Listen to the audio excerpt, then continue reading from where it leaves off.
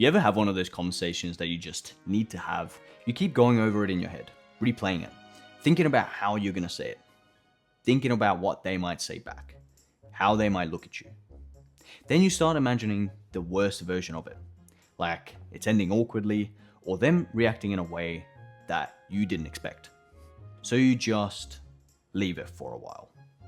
It turns into this whole thing in your head. It feels heavier and bigger than it actually is.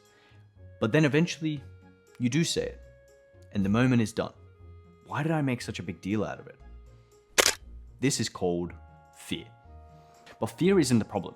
It's how we interpret it. When a situation arises where it causes discomfort, like having a difficult conversation with someone, we brace ourselves by thinking about all the different outcomes so we can prepare ourselves to what to say, which actually causes a bigger barrier for us to cross in the conversation.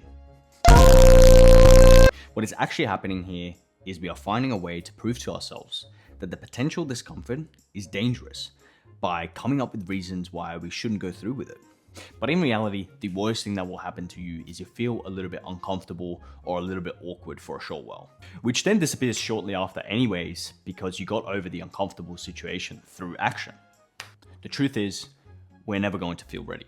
There's always going to be something telling you to wait. Like you need more time, more confidence, more certainty, right?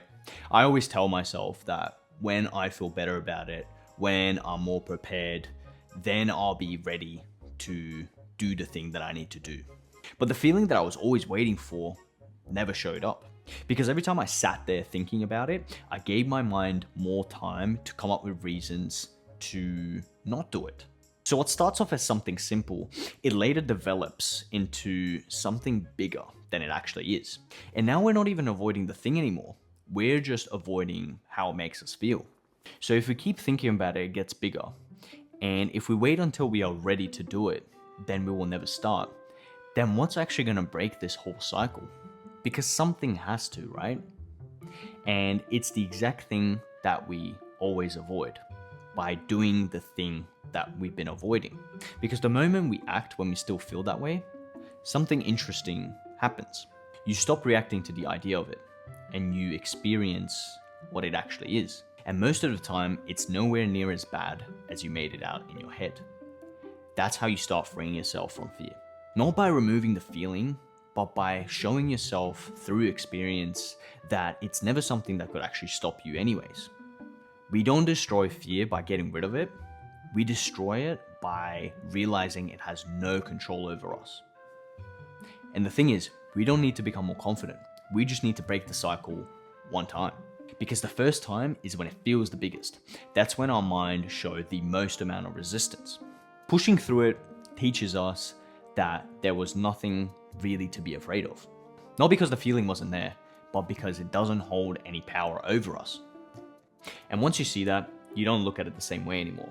It's not this big unknown. It becomes something that you've experienced before, and your mind remembers that. So whatever that thing is for you, just do it once. You don't need to figure out the details, just do it for the first time. Once you break the loop, it changes everything. Fear doesn't really go away. We just stop letting it decide what we do in the future. And once we stop listening to it just once, we realize how little it actually controls us. We don't need to feel ready. We just need to move anyway. And as always, thanks for watching.